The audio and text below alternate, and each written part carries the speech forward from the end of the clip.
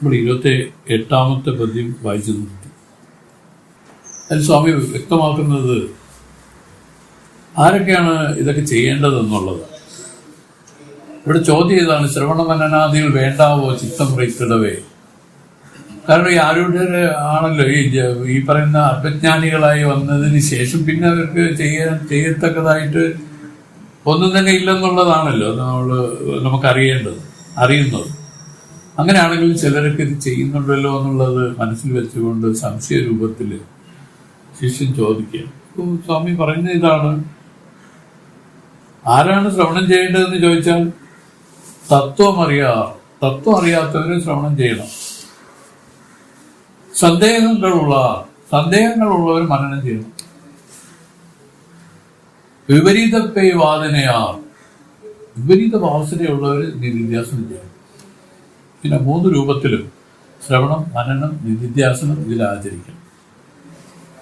ഇതിൽ ആരൂഢർക്ക് ഇതിന്റെ ആവശ്യമില്ല. കാരണം എന്താണെന്ന് വെച്ചാൽ അവരെന്താണോ അറിയേണ്ടത് അത് അറിഞ്ഞു കഴിഞ്ഞാൽ എന്താണ് വിക്രമം സംഭവിച്ചത്? ഈ അഹങ്കാരില്ലാതായി, ഞാൻ എന്നുള്ള ആ ഒരു അഭിമാന ഒരു ബോധം ഇതിലില്ല. പിന്നെ വന്നിട്ട് സമഷ്ടിയായിട്ടുള്ള ഒരു നിലയാണ്, ഈശ്വരത്വമാണ്. അത് സാത്വികമായിട്ട് മനസ്സ് സത്വഗുണപ്രധാനമായി ജ്ഞാനം അടച്ചു. അത് കഴിഞ്ഞാൽ പിന്നെ ഇതിൻ്റെ ഒന്നും ആവശ്യം അവർക്കില്ല തന്നെ. പക്ഷെ എങ്കിലും ഒരു സമൂഹത്തിൽ ജീവിക്കുമ്പോൾ പറഞ്ഞില്ലേ, ഈ വിപരീത വാസന ഉയർത്തുന്ന രൂപത്തിലാണ് പ്രകൃതി നിൽക്കുന്നത്. വിപരീത വാസനകൾ. കാരണം എന്ന് വെച്ചാൽ ഈ ലോകം വാസ്തവത്തിൽ മിഥ്യയാണെന്ന് അനിത്യമാണെന്നും എല്ലാം പറഞ്ഞാലും ഇത് നമ്മൾ ജന്മാന്തര പഴക്കങ്ങൾ ശീലിച്ച് വാസന കൊണ്ട് ഇത് വീണ്ടും ഇത് സത്യം പോലെ നമുക്ക് തോന്നിക്കൊള്ളും. അത് എപ്പോഴും ഇല്ലെങ്കിലും ചില വികാരപ്പെടുന്ന ഏതെങ്കിലും ഒരു സന്ദർഭമാണ് തോന്നുന്നത്. മനസ്സെപ്പോഴും വികാരപ്പെടുമോ അപ്പൊ ഈ ലോക സത്യബുദ്ധി ഇതിൽ ഉണ്ടാവുകയാണ്. അതുകൊണ്ടാണ് മനസ്സ് ആ വൈകാരികതയിലേക്ക് വരാതെ മനസ്സ് പട്ടുപോകുന്ന രൂപത്തിലാണ് ഞാൻ ഉപദേശം ചെയ്ത് നിൽക്കുന്നത്. അപ്പൊ ഇവിടുത്തെ സംശയം ഇതാണ്: ഇങ്ങനെ 3 പേർക്കാണ് ഈ ശ്രവണം, മനനം, നിധിധ്യാസനം തുടങ്ങിയത് വേണ്ടത് എന്ന് പറഞ്ഞ് അവസാനിപ്പിച്ചതിന് ശേഷം സ്വാമി 29-ാമത്തെ പദ്യത്തിൽ പറയുന്നു: കിളർമകനെ കേൾ തത്വമറിയാർ കേട്ടൽ ചെയ്യക്കടഞ്ഞേ, തളർവറു ചിന്തിത്തലിൽ ഉയർവാർ ചിലർ സന്ദേഹങ്ങളുള്ള, തെളിതലിൽ നിற்பாർ വിപരീതപ്പൈ തീരാവാദനയോ, വെളിയുരുവായി അറിവായി നിറവായിനർ വേണ്ടുവതുണ്ടോ. വായിച്ചത് തന്നെ നമുക്ക് ജ്ഞാനമയമായി വിളങ്ങി നിൽക്കുന്ന മകനെ, നിന്റെ ചോദ്യത്തിന് ഞാൻ പറയുന്ന ഉത്തരത്തിനെ നീ കേൾക്കുക. തത്വം അറിയാർ, അദ്വൈതമായ ബ്രഹ്മത്തെ ആത്മാവായി അറിയാത്തവർ കേട്ടൽ ചെയ്യക്കടനെ ശ്രവണം ചെയ്യ വേണ്ടത് തന്നെ, അവശ്യം വേണ്ടത് തന്നെ. തളർവാർ ചിന്തിത്തലിൽ മുയർവാർ, നിന്റെ സകല സംശയങ്ങളും നശിപ്പിക്കുന്നതിന് കാരണമായ മനനം അവശ്യം ചെയ്യും. സന്ദേഹങ്ങളുള്ള ചിലർ, സംശയങ്ങളുള്ള ചിലർ. വിപരീതപ്പൈ തീരാവാദനയോർ, വിപരീത ഭാവന എന്ന ഒഴിയാത്ത മലിനവാസനയുള്ളവർ തെളിതലിൽ നിற்பாർ, നിധിധ്യാസനത്തിൽ പ്രിയമുള്ളവരായിരിക്കും. എന്നാൽ വെളിയുരുവായി, അതായത് അജ്ഞാനത്തിന്റെ മറവൊഴിഞ്ഞ സ്വരൂപമായി, അറിവായി, ദേഹേന്ദ്രിയാദികളെ കാണുന്ന അറിവായി, നിറവായിനർ പൂർണ്ണ രൂപമായവർ വേണ്ടുവതുണ്ടോ, വേണമെന്ന് അനുഷ്ഠിക്കത്തക്കതായ ശ്രവണ, മനന, നിധിധ്യാസനങ്ങൾ ഏതെങ്കിലും ഒന്നുണ്ടോ? ഇല്ല എന്ന് പറയണം. തിഥി, ആഴ്ച, നക്ഷത്ര, യോഗം, കർണ ഇവ അറിയാത്തവർ പഞ്ചാംഗത്തെ നോക്കിയോ അതേപ്പറ്റി ആരോടെങ്കിലും ചോദിച്ചോ അറിയണം. അതുപോലെ തത്വമറിയാത്തവർ ശ്രവണം ചെയ്യണം. പൊന്നിന്റെ മാറ്റിൽ സന്ദേഹമുള്ളവർ ചാണയിൽ ഉരച്ചു നോക്കുന്നത് പോലെ ജീവബ്രഹ്മങ്ങളുടെ അഭേദം സത്യമോ അതോ ഭേദം സത്യമോ എന്നിവണ്ണമുള്ള സന്ദേഹങ്ങളുള്ളവർ മനനം ചെയ്യണം. ദിഗ്ഭ്രമമുള്ളവർ അതിന് കാരണമായ സൂര്യാദികളെ നോക്കി അറിയുന്നത് പോലെ വിപരീത ഭാവനയുള്ളവർ നിധിധ്യാസനം ചെയ്യണം. എന്നാൽ വെളിയുരുവ എന്നതിനാൽ ശ്രവണം ചെയ്യുന്നതിന് കാരണമായ അജ്ഞാനവും അറിവായി എന്നതിനാൽ മനനം ചെയ്യുന്നതിന് കാരണമായ സന്ദേഹവും, നിറവായി എന്നതിനാൽ നിധിധ്യാസനം ചെയ്യുന്നതിന് കാരണമായ വിപരീത ഭാവനയും ആരൂഢനില്ലെന്നുള്ളത് കുറിച്ചതാകുന്നു. ഒരു ആരൂഢനെ സംബന്ധിച്ച് ഈ ശ്രവണമനന നിധിധ്യാസനങ്ങളുടെ ആവശ്യമില്ല. കാരണം എന്താണോ അറിയേണ്ടത് അത് അപരോക്ഷമായി തന്നെ അറിഞ്ഞു കഴിഞ്ഞു. ഇത് പരോക്ഷമായി അറിയുന്ന രൂപത്തിലാണ് നമ്മളെല്ലാം നിൽക്കുന്നത്. കാരണം എന്താ വെച്ചാൽ പരോക്ഷമായിട്ട് ആ ഗുരുവേദാന്ത ശാസ്ത്രങ്ങൾ പറയുന്ന രൂപത്തിൽ ചിന്തിച്ച് ഏതാണ്ട് ഒരു ചെറിയ ഉപായത്തിൽ ഒരു ധാരണയിൽ തന്നെയാണ് നിൽക്കുന്നത് എല്ലാവരും. ഇവിടെ അതല്ല, അപരോക്ഷമായിട്ട് ഇതിൽ അറിഞ്ഞവരെയാണ് പറയുന്നത് ആരൂഢ അപരോക്ഷജ്ഞാനികളാണ്. പരോക്ഷമായിട്ടല്ല, അപരോക്ഷമായിട്ട് തന്നെ ജ്ഞാനത്തിൽ ജ്ഞാനം അടഞ്ഞിരിക്കുകയാണ്. അവരെ സംബന്ധിച്ച് ഒന്നിന്റെ ആവശ്യവും പിന്നെ ഇല്ല. അതുകൊണ്ടാണ് നമ്മൾ കാണുന്ന സന്യാസിമാരായിട്ട് നമ്മൾ കാണുന്ന ചിലർ സിദ്ധന്മാരെല്ലാവരും വെറുതെ ഇങ്ങനെ ഒന്നും ചെയ്യുന്നത് കാണുന്നില്ല. അവര് ശ്രവണം ചെയ്യുന്നില്ല, മനനം ചെയ്യുന്നില്ല, നിധ്യാസനവും ചെയ്യുന്നില്ല. ഇങ്ങനെ കാണുന്ന ആൾക്കാരുണ്ട്. അയ്യ കേളിൽ തത്വജ്ഞാനിയും അജ്ഞാനികൾ പോലെ ചെയ്യാ നിന്റെ കണ്ടേൻ ഉണ്ടേൻ ചെന്നേനലാമോ പൊയ്യാം വിപരീതങ്ങൾ അവർക്ക് പോയിരണ്ടീരെ മെയ്യാം പിരമ വിചാരം ഈതന്റെ വെളിവായി ഉരയീരെ. അയ്യ കേളിൽ തത്വജ്ഞാനിയും അജ്ഞാനികൾ പോലെ ചെയ്യാ നിന്റേൻ കണ്ടേൻ ഉണ്ടേൻ ചെന്തേൻ എനലാമോ പൊയ്യാം വിപരീതങ്ങൾ അവർക്ക് പോയിരണ്ടീരെ വെയ്യാം പിരമ വിചാരം ഇതന്റെ വെളിവായി ഉരയീരെ. വ്യാഖ്യാനം: അയ്യ കേളർ അല്ലയോ ഗുരുവെ കേട്ടാലും തത്വജ്ഞാനിയും അതായത് ബ്രഹ്മജ്ഞാനിയും അജ്ഞാനികളെ പോലെ ചെയ്യാ നിന്റെ സ്നാനം മുതലായവ ചെയ്യുന്നു. കണ്ടേൻ ഇവയെ കണ്ടേൻ ഉണ്ടേൻ അന്നാദികളെ ഉണ്ണുന്നു. ചെന്തേൻ ആ ഗ്രാമത്തിൽ പോകുന്നു. എന്നലാമോ എന്ന് പറയാമോ? പൊയ്യാം വിപരീതങ്ങൾ വിദ്യയായ വിപരീത ഭാവനകൾ അവർക്ക് പോയിന എന്റീരെ ആ ബ്രഹ്മജ്ഞാനികൾക്ക് നീങ്ങി എന്ന് അരുളി ചെയ്തിരിക്കുന്നല്ലോ. മെയ്യാം പിരമവിചാരം ഇതന്റെ അവന് ചേർന്ന സത്യമായ ബ്രഹ്മവിചാരം ഇതല്ലല്ലോ.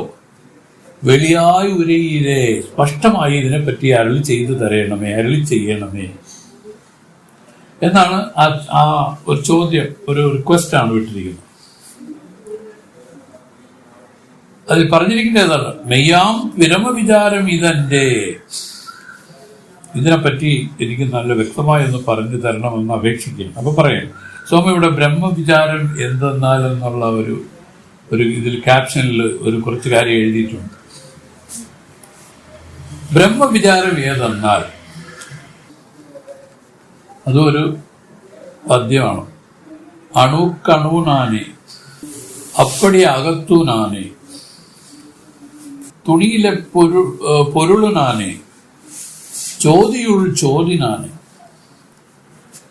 പണിവുറത്തകുവേനെ നാനേ പഴയനാം പുരുടനാനേ ഇടൈതനക്കില്ലാ വീശനാകിയ വിൻപനാനേ ഇടൈതനക്കില്ലാ വീശനാകിയ വിൻപനാനേ. ഇപ്പൊ എന്നെ പറ്റി പറയണം. ഞാൻ അങ്ങനെയാണ് ഇരിക്കുന്നത്. അണുവിലും അണുവായിട്ടിരിക്കുന്നു. അണുവുക്കണുവ് നാനേ അപ്പടി അകത്ത് നാനേ. ഉള്ളിന്റെ ഉള്ളിലാണ്, ഉള്ളിന്റെ ഉള്ളിൽ ഇരുന്ന് സ്ഫുരിക്കുക. അകത്ത് നാനേ തുണിയിലെ പൊരുള് നാനേ. തുണിയിലെ പൊരുളതിന്റെ നൂല്. തുണി എന്ന് പറയുമ്പോൾ ആ നൂലാണ് അതിന് ആധാരമായിരിക്കുന്നത്. തുണി അതിലെ പൊരുളായിരിക്കുന്നത് നൂലാണ്. ഇത് ആ നൂല് നാനേ. ചോദിയുൾ ചോദി നാനേ ജ്യോതിസിന്റെ ജ്യോതി. സൂര്യാദി ജ്യോതിസിന്റെ ജ്യോതിസാണ്. സൂര്യാദി ജ്യോതിസിനെയും വിളക്കുന്ന ജ്യോതിസാണ്. ജ്യോതിയുൾ ജ്യോതിനാനെ പണിയുറത്തകുവേനാനെ പഴയ നാം പുരുടനാനെ. ആദി പുരുഷൻ, ശരിക്കും പറഞ്ഞാൽ പുരുഷനായിട്ടിരിക്കുന്നത് ഈ ഞാൻ തന്നെയാണ്, എല്ലാത്തിനും ആദിയായിരിക്കുന്നത്.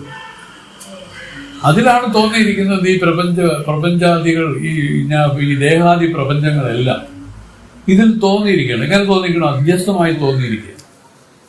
നമ്മൾ ധരിക്കേണ്ടതാണ്. കാരണം യഥാർത്ഥത്തിലുള്ളത് ഞാനാണ്. പക്ഷെ അതിൽ തോന്നലായിട്ടാണ്. കാരണം കാണുന്നതും കേൾക്കുന്നതും മണക്കുന്നതും രുചിക്കുന്നതും സ്പർശിക്കുന്നതുമായിട്ടുള്ള പൊരുളുകളായിട്ടാണ് ഈ ലോക വ്യവഹാരം ഇതിൽ നടക്കുന്നത്. വാസ്തവത്തിൽ ഞാൻ ഇതുമായിട്ട് യാതൊരു സംബന്ധപ്പെട്ടിട്ടില്ല. എന്നിലൊരു തോന്നലായിട്ട് ഇതിൽ നിൽക്കുന്നു. എന്നിലെ തോന്നലാണ് ജാഗ്രത, എന്നിലെ തോന്നൽ തന്നെയാണ് സ്വപ്നം, എന്നിലെ തോന്നലാണ് സുഷുപ്തി. ജാഗ്രത, സ്വപ്നം, സുഷുപ്തി മൂന്നും എന്നിൽ തോന്നി മറയുന്നു. ജാഗ്രതത്തിന്റെ കാര്യങ്ങളായിട്ടാണ് ഈ പ്രപഞ്ചവും ഈ സ്ഥൂലമായിരിക്കുന്ന ബ്രഹ്മാണ്ടങ്ങളെല്ലാം. സ്വപ്നത്തിലെ കാര്യമായിട്ടാണ് സൂക്ഷ്മ ലോകങ്ങളും സൂക്ഷ്മ ബ്രഹ്മാണ്ടങ്ങളും എല്ലാം. കാരണത്തില് അതാണ് ഈ പറഞ്ഞ സുഷുപ്തിയുടെ കാരണമായിട്ടാണ് മറ്റതെല്ലാം ഇരിക്കുന്നത്, അജ്ഞാനവും അതിന്റെ കാര്യങ്ങളും എല്ലാം. വാസ്തവത്തിൽ ഇതെല്ലാം എന്നിൽ കേവല തോന്നില്ല. ഞാനാകുന്ന ആധാരത്തിൽ തോന്നി പറയുന്ന കാര്യങ്ങളായിട്ടാണ് ഈ ജാഗ്രത, സ്വപ്ന, സുഷുപ്തി എന്ന മൂന്ന് ഇരിക്കുന്നത്. ഈ മൂന്ന് അവസ്ഥയുടെ കാര്യമായിട്ടാണ് ഈ പ്രപഞ്ചാദികളെല്ലാം ഇരിക്കുന്നത്, സ്ഥൂല സൂക്ഷ്മ ബ്രഹ്മാണ്ടങ്ങൾ ഇരിക്കുന്നത്. ഇതാണ് നമ്മൾ ധരിക്കാനുള്ളത്. ഇതാണ് പറഞ്ഞ് നമുക്ക് മനസ്സിലാക്കി തരുന്നത്. ജ്യോതിയുൾ ജ്യോതിനാനെ ഇണை തനക്കില്ലാ വീശനാകിയ വിൻപനാനെ. സാധാരണ ഈ സുഖം ഇണയിൽ നിന്നാണ് കിട്ടുന്നതാണ്. അങ്ങനെ നോക്കുമ്പോ ഇണ തനക്കില്ല ഈശനാകിയ ഇൻപം, അതായത് പരമാനന്ദ സ്വരൂപമായിട്ടിരിക്കുന്ന ഈ ഞാൻ തന്നെയാണ്. അതിനൊരു ഉപാധിയുടെ ആവശ്യം. അപ്പൊ ഇത് നമുക്ക് സ്വാമി ഇതിന് ഉപോത്ഫലകമായിട്ട് പറഞ്ഞ കാര്യമാണ്. 30ാമത്തെ പദ്യമാണ്. അയ്യാ കേളർ തത്വജ്ഞാനിയും അജ്ഞാനികൾ പോലെ ചെയ്യാൻ നിന്റെയും കണ്ടേൻ ഉണ്ടേൻ ചെന്തേൻ എന്നലാമോ. പൊയ്യാം വിപരീതങ്ങൾ അവർക്ക് പോയിരണ്ടീരെ മെയ്യാം പിരമ വിചാരം ഈതന്റെ വിളിയായി ഉരയീരെ എന്ന് പറഞ്ഞതിന് വ്യാഖ്യാനം പറഞ്ഞതാണ് നമ്മളിപ്പോൾ കേട്ടത്.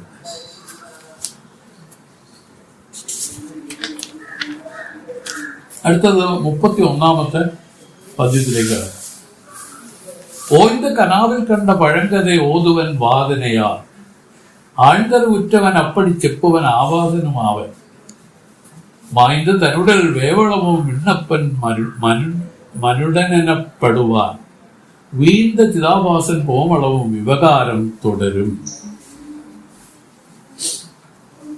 ഓയ്ந்த കനാവിൽ കണ്ട പഴങ്കഥ ഓതുവൻ വാദനയാൽ ആഴ്ന്തർ ഉറ്റവൻ അപ്പടി ചെപ്പുവൻ ആവാസനുമാകാൻ മായ്ந்த തനുടൽ വേവളവും വിണ്ണവൻ മനുടനെനപ്പെടുവാൻ വീണ്ട ചിതാവാസം പോമളവും വിവകാരം തുടരും. അതിന് വ്യാഖ്യാനം സ്വാമി എഴുതിയിരിക്കുന്നു. ഓയ്ந்த കനാവിൽ എന്താ ജാഗ്രത വ്യവഹാരം ഒഴിഞ്ഞ സ്വപ്നത്തിൽ കണ്ട പഴങ്കഥ. ഒരുവൻ നാനാ വ്യവഹാരങ്ങളെ കണ്ട് ജാഗ്രതത്തിൽ ഉണർന്നു. സ്വപ്നത്തിൽ താൻ കണ്ട വ്യവഹാരങ്ങളെ വാദനയാൽ പൂർവവാസനയാൽ ഓതുവൻ എങ്ങനെ അവൻ പറയുമോ അപ്പടി അങ്ങനെ ആഴ്ந்த അറിവുറ്റവൻ ആത്മാനാത്മങ്ങളെ വിചാരം ചെയ്ത് അനാത്മാവായ ദേഹാദികൾ ഉണ്ടായിരുന്ന അധ്യാസം ഒഴിഞ്ഞ് സംശയമില്ലാமல் ആത്മാവിനെ അറിഞ്ഞവൻ പൂർവവാസനയാൽ ചെയ്യേൻ നിന്റേൻ കണ്ടേൻ ഉണ്ടേൻ എന്ന് വ്യവഹരിച്ചു നിൽക്കും. ഇപ്രകാരം വ്യവഹരിച്ചാലും ആപാചനുമാകാം. വ്യവഹാരകർത്താവായ അന്ധക്കരണ സഹിതനും വ്യവഹാര കാരണവും അവനല്ല. വ്യവഹാരം ഏത് കാലത്തും തുടർന്നു നിൽക്കുന്നെങ്കിൽ മായ്ந்த തന്നുടൽ വേമളവും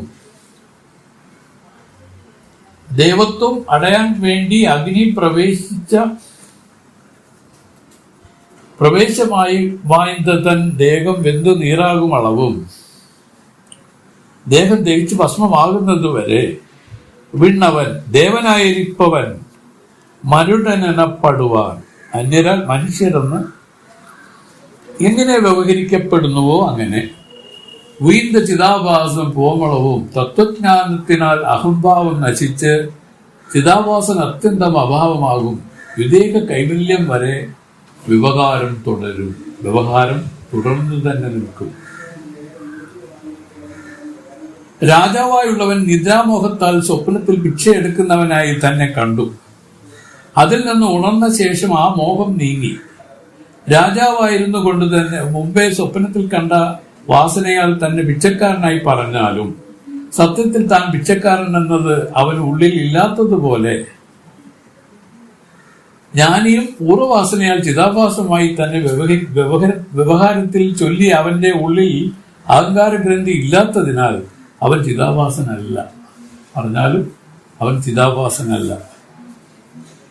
തനിക്ക് ദേവനാകണമെന്ന് തോന്നി അഗ്നിയിൽ ചാടി മരിച്ചവൻ ഉടനെ ദേവനായാലും അവന്റെ ദേഹം നശിക്കുന്നതുവരെ മനുഷ്യനായി അന്യരാൽ എങ്ങനെ വ്യവഹരിക്കപ്പെടുമോ അങ്ങനെ തത്വജ്ഞാനത്താൽ ജ്ഞാനിയും ഉടനെ ബ്രഹ്മമായാലും പ്രാരബ്ധദേഹം നശിക്കുന്നതുവരെ അന്യരുടെ ദൃഷ്ടിക്ക് ചിതാഭാസനാക വ്യവഹരിക്കപ്പെടും. ആ വ്യവഹാരം വിവേക കൈവല്യം വരെ തുടർന്നു നിൽക്കുമെന്നർത്ഥം. സ്വാമി പറയുന്ന ഇതാണ്. ഇപ്പൊ കണ്ടേൻ നിന്റെയും ചെന്റേൻ ഉണ്ടേൻ എന്നൊക്കെ പറയുമ്പോഴ് സാധാരണ അജ്ഞാനികളെ പോലെ തന്നെയല്ലേ ആകുന്നുള്ളൂ എന്നുള്ള ഒരു സംശയത്തിലാണ് ഈ ചോദ്യം ഉന്നയിക്കപ്പെട്ടത്.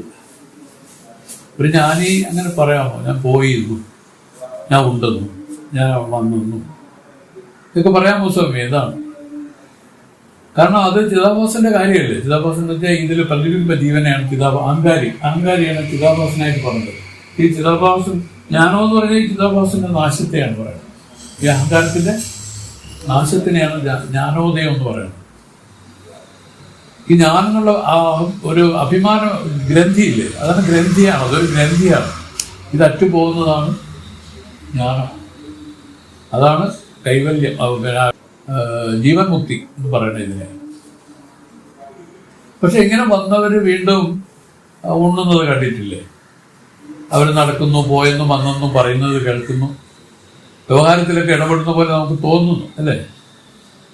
അത് എങ്ങനെയാണെന്ന് ചോദിച്ച സമയം നല്ലൊരു ഉദാഹരണത്തിൽ കൂടെ അത് പറഞ്ഞു തന്നു. കാരണം ഒരു രാജാവ് രാത്രിയിൽ താൻ ഭിക്ഷക്കാരനെന്ന് സ്വപ്നം കണ്ടു. ഉണർന്നു.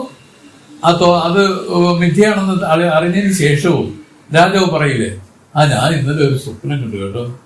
സത്യം പറഞ്ഞാൽ എടുത്തു പറയേണ്ടതാണ്. ഞാൻ വിശന്ന് ഭിക്ഷയാചിച്ച് നടക്കുന്നതായിട്ട് സ്വപ്നം കണ്ടു, ഒരുത്തരും ഒന്നും തന്നില്ല, ഈ വിഷമങ്ങളുണ്ടായി എന്നൊക്കെ പറയുന്നില്ലേ? പക്ഷെ അങ്ങനെ പറയുന്നത് കൊണ്ട് രാജാവിന് എന്തെങ്കിലും ബാധിക്കുന്നുണ്ടോ? ഒരു വ്യവഹാരം പോലെ നമുക്ക് തോന്നുകയാണ്. രാജാവിനെ സംബന്ധിച്ച് വ്യവഹാരമല്ല, അതൊരു നേരത്തെ തന്നെ അയാൾക്കറിയാം സ്വപ്നത്തിൽ കണ്ടത് ഒരു മിഥ്യാ കാര്യമാണ്, വെറുതെ ഇതാണത്. പക്ഷെ അത് പറയുന്നില്ലേ? പറയുന്നെന്ന് വിചാരിച്ച് അവർക്ക് എന്തെങ്കിലും കുറവ് സംഭവിക്കുമോ? അവർ ചിതാഭാസമായോ? ചിതാഭാസം അഹങ്കാരിയായി വീണ്ടും വന്നോ എന്നാണ് ചോദ്യം.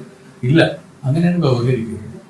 ഈ വ്യവഹാരം വിവേക കൈവല്യം വരെ തുടരുമെന്നാണ്. വിവേക കൈവല്യത്തെ ഈ ശരീരവും കൂടെ ഭസ്മമാകുന്നത് വരെ, അഗ്നിയിൽ ഭസ്മമാകുന്നത് വരെ. കാരണം നമ്മൾ പറയുന്ന ശരീരത്തെ ഇതിനെയാണ് മരണം എന്ന് പറയുന്നത്. ശരീരം പോകുന്നതിനെയാണ് മരണം. അതിനെ ദഹിപ്പിച്ച് കളയുന്നത് വരെ തുടരും. അതിനൊരു ഉദാഹരണം പറഞ്ഞിരിക്കുന്നത് വിശേഷമാണ്. അതായത് ദേവനാകാൻ വേണ്ടി അഗ്നിപ്രവേശം ചെയ്ത് ദേവനായാൽ, പണ്ടൊക്കെ അങ്ങനെയാണ്, ദേവനാവണമെങ്കിൽ ബോധപൂർവമായിട്ട് അഗ്നിപ്രവേശനം ചെയ്ത് ദേവനാവുക. കാരണം ഈ ഉപാധിയാണ് ഇതിന് തടസ്സമായിരിക്കുന്നത്. അങ്ങനെ ചെയ്യുന്നവരുണ്ട്. പക്ഷെ അവരെ സംബന്ധിച്ച് നമുക്ക് കാണാം, അവര് തീയില് അഗ്നിയിൽ ചാടിയോടുകൂടി തന്നെ ആ ദേവനായി കഴിഞ്ഞവർ. പക്ഷെ എങ്കിലും ആ ശരീരം പൂർണ്ണമായി ദഹിച്ചില്ലാതാകുന്നത് വരെ മനുടനെനപ്പെടുവാൻ അവനെ മനുഷ്യനായിട്ട് തന്നെ ആളുകൾ കാണും. അവരെ സംബന്ധിച്ചോ ദേവനായി കഴിഞ്ഞു, സൂക്ഷ്മത്തിലായി കഴിഞ്ഞു. നല്ല ഒരു സദ്വിചാരത്തോടു കൂടി അഗ്നിപ്രവേശനം ചെയ്താൽ അങ്ങനെയാണ് പോകുക. അതുപോലെ തന്നെ പണ്ട് കാശിയിൽ മരിക്കുന്നത്, കാശിയിൽ മരിക്കുന്ന ആത്മഹത്യയല്ല. ഈ ശുദ്ധി പ്രമാണങ്ങൾക്ക് അനുസൃതമായുള്ള വിചാരത്തോട് കൂടി നിന്ന് അവൻ ആ ശരീരത്തെ കളയുന്നതിനെയാണ് ഈ പറയുന്നത്. അതിന്റെ ഉദ്ദേശം എന്താണ്? നല്ലൊരു ശരീരം വന്ന് ആത്മസാക്ഷാത്കാരത്തിലേക്ക് വീണ്ടും പ്രവൃത്തി ഉണ്ടാവണമെന്നുള്ള ആ സങ്കല്പത്തോടു കൂടിയൊക്കെയാണ് ചെയ്യുന്നത്. അതുകൊണ്ട് എന്ത് പറ്റും? അതൊരു ആത്മഹത്യയല്ല, അതൊരു ദോഷമല്ല. പക്ഷെ ഇവിടെ നമുക്ക് പറഞ്ഞു ധരിപ്പിക്കുന്ന വേറൊന്നാണ്, അങ്ങനെ ചാടിയവനും ദേവനായാലും ഒരു ശരീരം എരിഞ്ഞ് വെന്ത് വെണ്ണീറാകുന്നത് വരെ അവൻ മനുഷ്യനെന്ന് ഉള്ള രീതിയിൽ തന്നെ വ്യവഹരിച്ചുകൊണ്ട് നിൽക്കും. ഇതുപോലെയാണ് ജ്ഞാനികളും. വാസ്തവത്തിൽ അത് പൂർണ്ണമായും അവര് ജ്ഞാനമടഞ്ഞ് ആ ബ്രഹ്മരൂപമായി മാറി.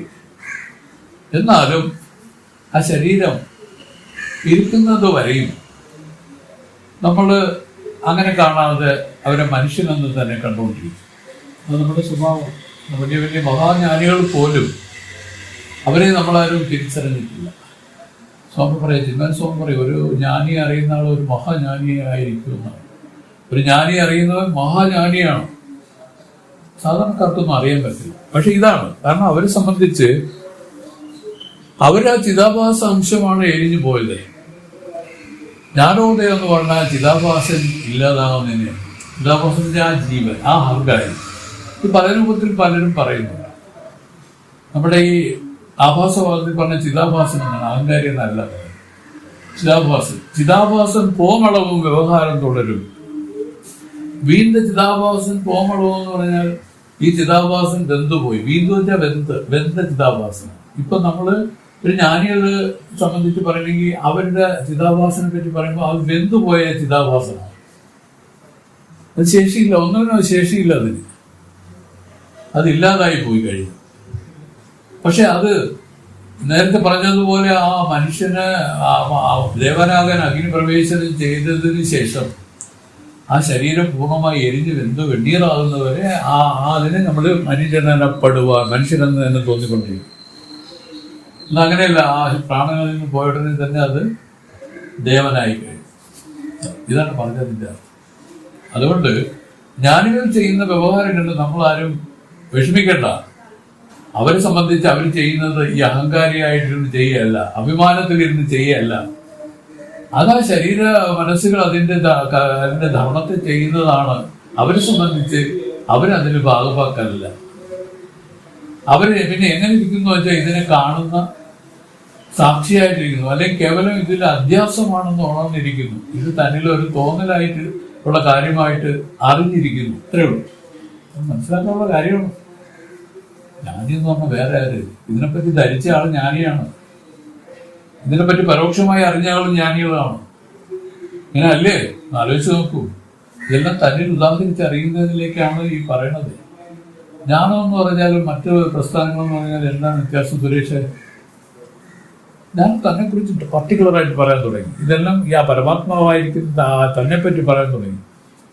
അതുവരെ ഈ കൃഷ്ണന് രാമൻ എന്നൊക്കെ പറഞ്ഞ് ഈ പരമാത്മാവിന് ചില കളറുകൾ കൊടുത്ത് പറഞ്ഞതാണ്. മനസ്സിലായില്ലേ? ഇപ്പൊ അങ്ങനെയല്ല. ഇപ്പൊ വേറെ ഒന്നും ഇല്ല, അന്യമായിട്ട് ഒന്നും തന്നെ ഇല്ല.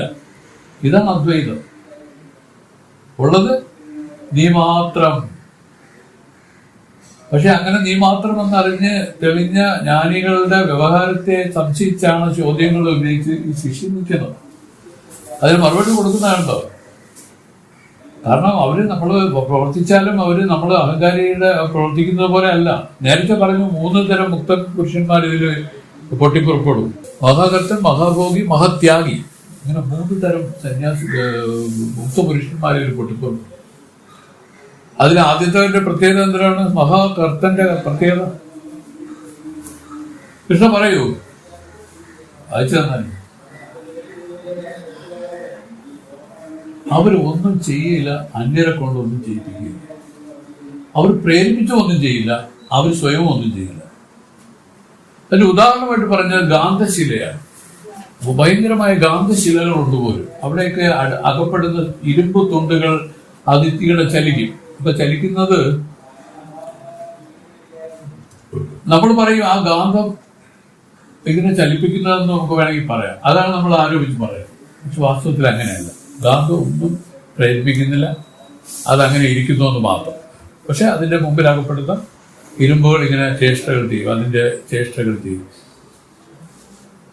ഇതുപോലെയാണ് ഈ അന്ധക്കരണാദികൾ ഈ ഗാന്ധമായിരിക്കുന്ന ഈ ഇതിന്റെ അടുത്ത് ഈ പറയുന്ന അതിന്റെ വിക്രിയകളെ ചെയ്തുകൊണ്ടിരിക്കുന്നു. ഇത് വാസ്തവത്തിൽ അതിന്റെ ധർമ്മങ്ങളെ ആചരിക്കുകയാണ്. പക്ഷെ അതിന് ഈ ആത്മാവ് കർത്താവാണോ? വേദം പറയുന്നു ഈ ആത്മാവ് ഒന്നിനും കർത്താവല്ല. ഇത് പ്രേരകനാണോ ഈ ആത്മാവ്? പറയുന്നു ഇത് പ്രേരകനുമല്ല. ഇതാണ് മഹാകർത്തന്റെ പ്രത്യേകത. അങ്ങനെ ഇരിക്കുന്ന ഒരു രൂപത്തിൽ ഒരു ജ്ഞാനികൾ ഇതിൽ ഉത്ഭവിക്കും. രണ്ടാമത് മഹാഭോഗി എന്ന് പറഞ്ഞാൽ കാട്ടുതീയാണ് ഇവിടെ ഉപമിച്ചത്. കാട്ടുതീ തന്നിൽ വരുന്നു ചേരുന്ന എന്ത് തന്നെ ആയാലും അത് എരിച്ച് ഭസ്മമാക്കി കളയും, അത് ഭക്ഷിച്ചു കളയുമെന്നാണ് പറയുന്നത്. ഇതുപോലെ ആ മഹാഭോഗിയായിരിക്കുന്ന ആ ജീവൻമുക്തൻ എങ്ങനെ ഇരിക്കുമെന്ന് ചോദിച്ചാൽ അദ്ദേഹത്തിന് ഈ പറയുന്ന ഭക്ത്യാഭക്ത്യങ്ങളൊന്നുമില്ല, നല്ലതൊന്നും ചിത്തയൊന്നുമില്ല. ഇങ്ങനെ ഒരു രൂപത്തിൽ കിട്ടുന്നത് ഈ കാട്ടുതീപോ ഭോഗങ്ങൾ ഭുജിപ്പവൻ മഹാഭോഗിയാണ്. എന്ത് കിട്ടിയാൽ അതിനെ ഒന്ന് കാട്ടുതീ എങ്ങനെയാണ് ഭുജിക്കുന്നത്, ഇതുപോലെ വേർതിരിക്കാൻ. ഇത് കൊള്ളില്ല, പറ്റില്ല, എനിക്ക് ഇരിക്കാൻ പറ്റില്ല എന്ന് പറയില്ല. പക്ഷെ അതിന്റെ അകപ്പെടുന്ന എല്ലാവരെയും അത് ചുട്ടു ഭസ്മമാക്കുന്നത് പോലെ ഉള്ള ഒരു രൂപമാണ് ഇവിടെ ഉദാഹരണമായിട്ട് പറഞ്ഞത്. മൂന്നാമത്തേതാണ് മഹാത്യാഗി. ത്യാഗിയെ പറ്റി പറയുന്നത് ഇതാണ്. ഒരു സ്ഫടികത്തിനെതിരെ ഇരിക്കുന്ന റോസാപ്പൂവിന്റെയും തുളസിപ്പൂവിന്റെയൊക്കെ വർണ്ണത്തെ സ്ഫടികം സ്വീകരിക്കും. വർണ്ണം സ്വീകരിക്കുന്നു എങ്കിലും ഈ സ്ഫടികത്തിൽ ഇത് ഒന്നും തന്നെ പറ്റുന്നുണ്ടോ? ഇല്ല. ഇതുപോലെയാണ് ഈ മഹാത്യാഗികളായിരിക്കുന്ന സന്യാസിമാരിലിരിക്കുന്നത്. അവർക്കെല്ലാം ഇതില് തോന്നിയാലും വന്നാലും അവരിൽ ഇതൊന്നും തന്നെ ബാധിക്കുന്നില്ല എന്നുള്ള അനുഭവത്തോടു കൂടി അവരിരിക്കും. ബാധിക്കുന്നതാണ് നമുക്കിവിടെ പ്രശ്നം. ഇതൊന്നും തന്നെ ബാധിക്കുന്നില്ല. ഈ നിലയിലുള്ള ഒരു അനുഭവത്തോടു കൂടി, അതാണ് സ്ഫടികച്ചെയ്യുമ്പോൾ ചിത്തം വെറുതിരിക്കും അവനെ ത്യാഗിയാകും. സ്ഫടികച്ചെയലാണ്. സ്ഫടികത്തിൽ തോന്നിയിരിക്കുന്നത്. അതിനെ അവർ തേച്ചിറക്കി കളയാൻ ശ്രമിക്കില്ല. ഒരു സോപ്പ് വെച്ച് കഴുകിയ സ്ഫടികത്തെ ക്ലിയർ ചെയ്യാൻ നോക്കില്ല. ഇതുപോലെയാണ്. ഇതെല്ലാം കേവലം തോന്നൽ മാത്രമാണ്. ഈ രൂപത്തിൽ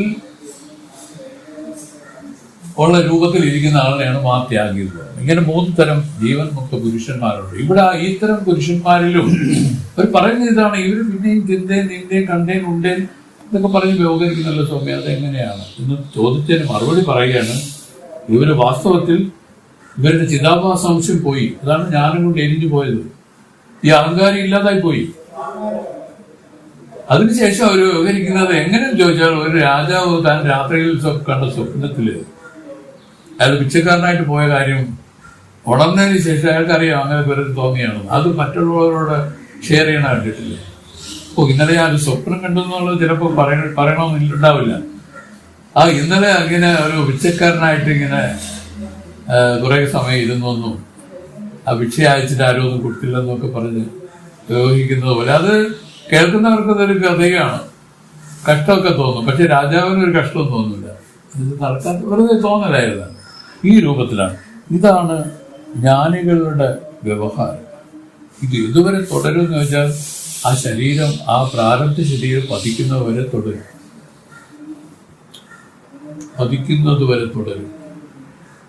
അതിന് ചെറിയൊരു ഉദാഹരണം അവിടെയും പറഞ്ഞു. രാജാവ് ഒരാളുടെ ദേവനാകണമെന്ന് കരുതി അഗ്നിപ്രവേശനം ചെയ്ത ആള് അഗ്നിപ്രവേശനം ചെയ്ത ഉടനെ ദേവനായാലും ആ ശരീരം വെന്ത് ചാമ്പലാകുന്നത് വരെ അവന് മനുഷ്യനെനപ്പെടുവാൻ, അവന് മനുഷ്യനെന്ന് തന്നെ വ്യവഹരിക്കും. ഇതുപോലെ വസ്തുത്തിൽ അവൻ ദേവനായി കഴിഞ്ഞു. ഇതുപോലെ ജ്ഞാനിയായി കഴിഞ്ഞു. എന്നുവെച്ചാൽ ഈ ഉപാധികളുടെ നിരുപാധികമായിരിക്കുന്ന ആ ശുദ്ധബോധമാണ്, ആത്മാവാണെന്ന്, ആ ചൈതന്യമാണ് ഞാനെന്ന് അപരോക്ഷമായി അറിഞ്ഞു കഴിഞ്ഞു. പരോക്ഷമായി. അതിനുശേഷവും പിന്നെ എങ്ങനെ അവര് വ്യവഹരിക്കുമെന്ന് ചോദിച്ചതിന് മുമ്പ് പറഞ്ഞു സ്വാമി ഒരു കാര്യം. കാരണം മനസ്സിന് 2 തരം നാശങ്ങളുണ്ട്. ഒന്ന് സ്വരൂപനാശം, വേറൊന്ന് അരൂപനാശം. ഇതൊക്കെ എല്ലാം കണക്ട് ചെയ്തോണം. കാരണം ഇത് മുമ്പ് പറഞ്ഞത് ഇപ്പൊ വരുമ്പോൾ മറന്നു പോകരുത്. അതിൽ സ്വരൂപനാശമാണ് സംഭവിച്ചത്. സ്വരൂപനാശത്തിനെയാണ് നമ്മൾ പറയേണ്ടത് ജീവൻ മുക്തൻ എന്ന് പറയുന്നത്. രജഗുണ തമോഗുണം ഇല്ലാതായിപ്പോയി, സത്വഗുണം അവശേഷിക്കുന്നുണ്ട് അയാൾക്ക്. സത്വഗുണം ഈ പറഞ്ഞ വിദേഹമുക്തി പര്യന്തം ഈ സത്വഗുണം ഇതിൽ തുടരും. മനസ്സിന്റെ അരൂപനാശം വിദേഹമുക്തി പര്യന്തം തുടരും. അതുകൊണ്ട് അവർ ചെയ്യുന്നതൊന്നും ഞാൻ ചെയ്യുന്നു എന്നുള്ള അഭിമാനത്തിലല്ല.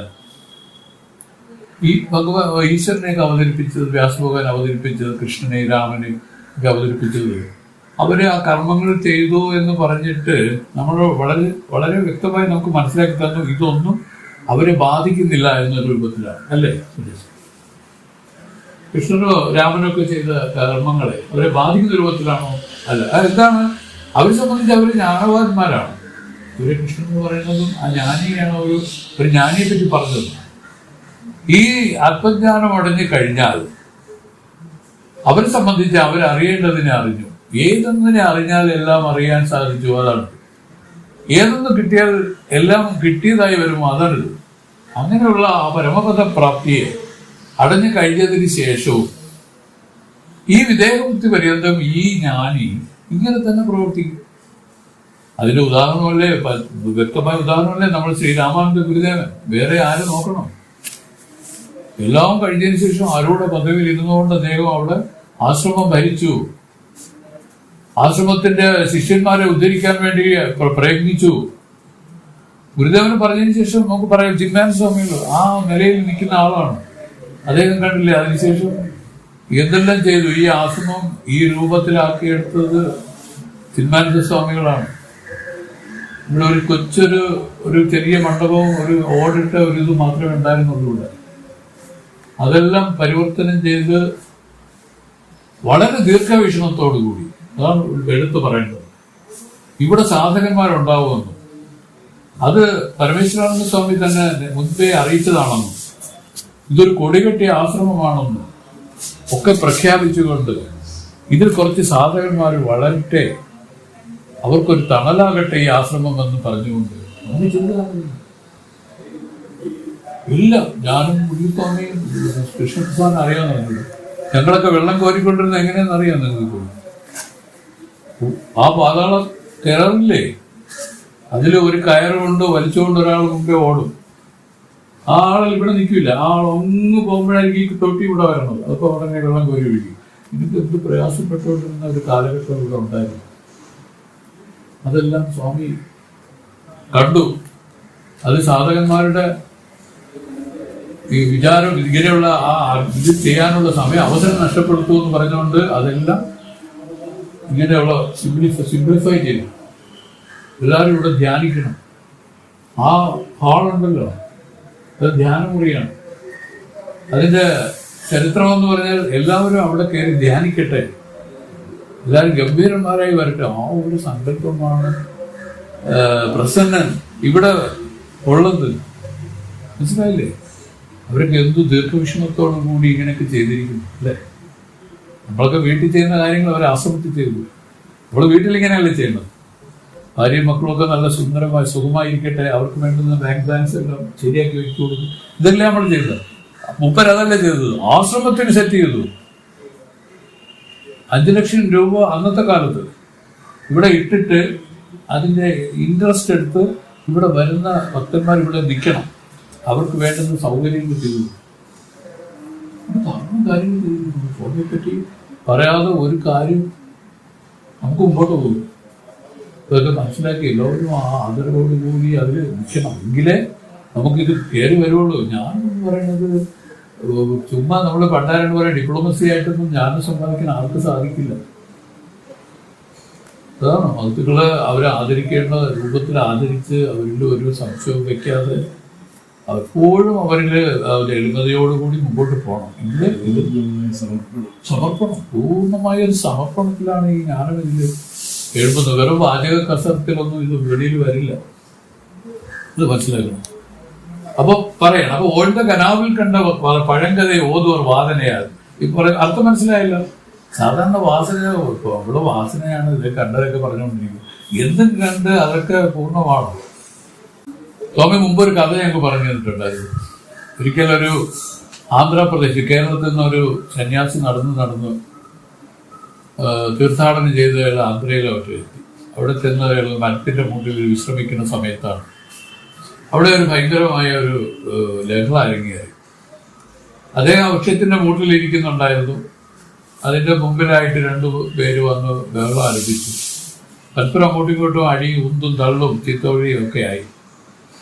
അവസാനം വേറൊരുത്തൻ മറ്റവനെ അടിച്ച് തറയിട്ടു ഓലക്കെട്ട് ഇതൊക്കെ വന്നു. അപ്പോഴും ആരോ പോലീസ് ഫോൺ ചെയ്തു.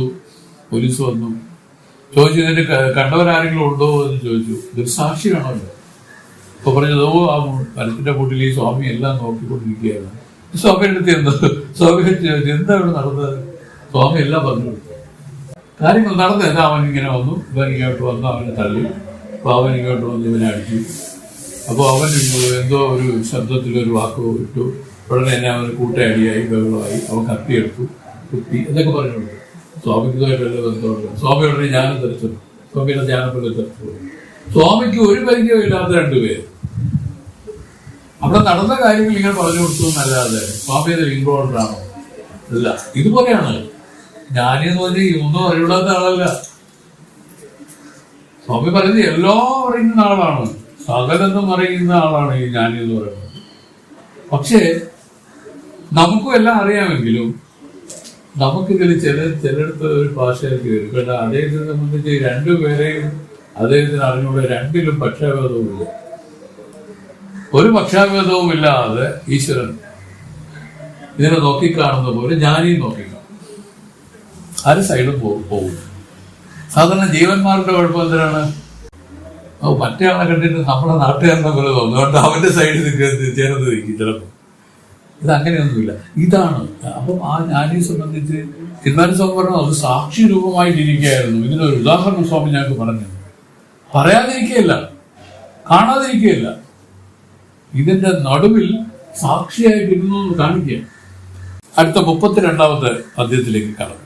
പറഞ്ഞ ഓർമ്മ വെച്ചോണം, ജ്ഞാനിയുടെ വ്യവഹാരം എങ്ങനെയുള്ളതാണെന്നുള്ളതിനെ പറ്റി പറയാണ്. ജ്ഞാനി, നമുക്കറിയാം ജ്ഞാനിക്ക് വ്യവഹാരം ഇല്ല. പക്ഷെ അദ്ദേഹം വ്യവഹരിക്കുന്ന പോലെ തോന്നുന്നില്ലേ? അത് പറയുകയല്ലേ? അത് ഉറങ്ങുകയല്ലേ? ഉണ്ണുകയല്ലേ? എന്നൊക്കെ നമ്മൾ ചോദിക്കുകയാണെങ്കിൽ അതിന്റെ വ്യക്തമായ മറുപടി പറഞ്ഞുകൊണ്ടിരിക്കുകയാണ്. അത് സാധാരണക്കാരെ പോലെ ആണ് നമുക്ക് തോന്നിയാലും അങ്ങനെയല്ല. അവരൊന്നും ചെയ്യുന്നില്ല. വാസ്തവത്തിൽ ജ്ഞാനി ഉണ്ണുമ്പോൾ ജ്ഞാനി ഉണ്ണുന്നില്ല, സംസാരിക്കുമ്പോൾ സംസാരിക്കുന്നില്ല, ജ്ഞാനി നടക്കുമ്പോൾ നടക്കുന്നില്ല, ഒന്നും ചെയ്യുന്നില്ല. ഇത് നല്ലതുപോലെ അറിഞ്ഞുകൊണ്ട് ഇതിന് സാക്ഷിയായി, ഈ അന്ധകരണങ്ങൾക്ക് സാക്ഷിയായി നിൽക്കുന്ന രൂപത്തിൽ ഈ ജ്ഞാനി നിൽക്കുകയാണ്. പക്ഷെ വ്യവഹാരത്തെ അവർ കണ്ടു പറയുന്ന പോലെ പറഞ്ഞുകൊണ്ടിരിക്കും. ഇതുമായിട്ട് ഒരു ഭാഗമാക്കവും ചെയ്യുന്നില്ല. ഇതാണ് ഈ പറഞ്ഞത്. 3 ജ്ഞാനികളുടെ ലക്ഷണം നേരത്തെ പറഞ്ഞതുമായിട്ട് ക്ലബ് ചെയ്ത് മനസ്സിലാക്കിക്കൊള്ളാം. അതിനാണ് ആ 3 പേരുടെ സ്വഭാവം പറഞ്ഞത്. മഹാകർത്തൻ, മഹാഭോഗി, മഹാത്യാഗി. പൂർണ്ണമായിട്ട് മഹാത്യാഗി ലക്ഷണമാണ് കാണേണ്ടത്. കാരണം നമുക്ക് പ്രവർത്തിക്കേണ്ടിയിരിക്കുകയാണ്. സുരേഷ് എല്ലാം അറിഞ്ഞാലും ഓരോ കാര്യങ്ങൾ ചെയ്യേണ്ടിയിരിക്കുകയാണ്. പക്ഷെ ഇത് എങ്ങനെ ചെയ്യും? വ്യവഹാരം എന്നിട്ട് രാഗദ്വേഷ മതമത്സരങ്ങൾ വരാതെ ചെയ്യണം, മുൻവിധി ഇല്ലാതെ ചെയ്യണം, പാരപക്ഷ്യം ഇല്ലാതെ, ഒരു പക്ഷാഭേദവും ഇല്ലാതെ ചെയ്യണം. ഇങ്ങനെയൊക്കെയുള്ള അതെല്ലാം സ്വഭാവസിദ്ധമായി വന്ന് ചേർന്ന ആളിനെയാണ് ജ്ഞാനി എന്ന് പറയുന്നത്. എല്ലാവരെയല്ല ഇങ്ങനെ. അപ്പൊ അങ്ങനെ 32ാമത്തെ പദ്യത്തിൽ പറയുന്നു, ஆனால் ஐயா குருவே காண்பது அசத்தியம் என்றாலும் நானா விவகாரம் துயில் அறவோ ஞான சுகம் தருமோ போனால் என்றோ நன்றா நிட்டை பெருந்திடல் வேண்டாவோ தானா நிட்டை புரிந்தால் செய்கை தவிர்ந்தவன் எப்படிയോ. നമുക്ക് അടുത്ത പ്രാവശ്യം അതിനെ പറ്റി പറയാം. ഒന്നേല. പക്ഷെ ഇപ്പം നമ്മൾ നേരത്തെ പറഞ്ഞതിനെ പറ്റി എന്തെങ്കിലും പറയാനോ ചോദിക്കാനോ ഉണ്ടെങ്കിൽ ചെയ്യാം. സുരേഷ് നല്ലുണ്ട്.